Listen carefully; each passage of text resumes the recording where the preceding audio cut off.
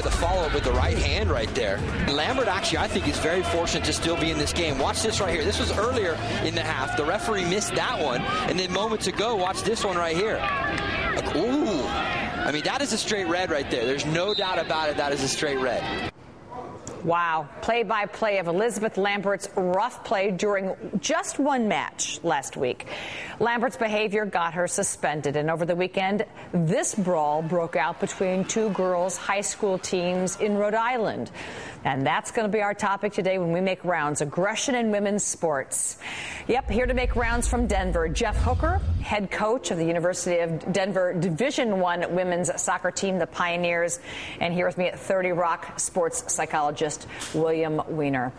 And I would have to say that if we look at how this has played out, Jeff, I think, we know that tough play happens. I got to know Julie Foudy last summer when we were in Beijing. I know it's rough and tough out there. This crossed so many lines for so many people. How do you coach your young women? It did. I think you said it exactly correct. It did cross the line.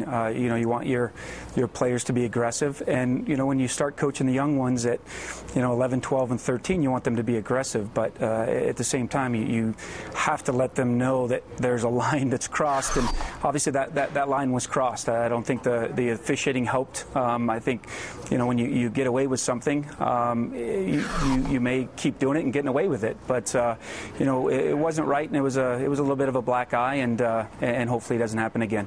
Interesting, William, talking about the official sort of letting things go along. When I first saw this, I thought it was the synopsis of her season, and stunned to see how this escalated because officials didn't call.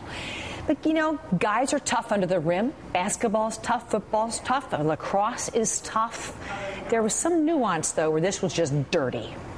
It was dirty, Nancy, but I think it's also the case that the refs were not prepared for it and weren't looking out for it in the same way that they might be in a men's game. And I think this whole incident serves as a wake-up call in good part. A wake-up call how?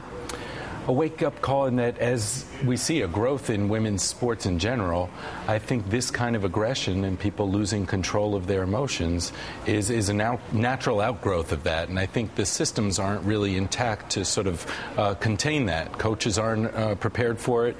Referees aren't necessarily prepared for it. And it's something they're going to have to deal with as time goes on. Jeff, Title IX has meant that, we really are looking at women's sports so much differently than we did just a generation ago. You want women out there aggressive, smart, nuanced. How do you take them up to that spot and not sort of, I want to say let girls be girls, but push them toward the kind of stuff you would expect out of men's sports, but just perhaps an inch or two shy of that? Well, I think with anything is you set your limits. I think what soccer does is it does a great job of policing itself. If you get an accumulation of, say, 5 yellow cards during the season, you have to sit a game. If you get a red card, your team plays short and you have to sit the next game. And it's just really going over the boundaries of what's acceptable and what's not acceptable on the field of play. Not necessarily a black eye for the sport, but a wake-up call? No, definitely. It was one instance, and I think everybody that saw it kind of giggled at first, and then said, "Wow, the line really was crossed there." But as long as we can turn this into a positive and learn from it, and not have it happen again, then that's the way it'll be. And Jeff and William, I assume taking this as a positive, this is going to be part of a lot of training videos from now on. Yeah, I think it will. It will. Yeah. It'll be nice to show the 11 and 12-year-olds, what not to do. So. Yeah, she's going down in the history books. Thanks, you guys. Appreciate it very much. William, Jeff, thank you.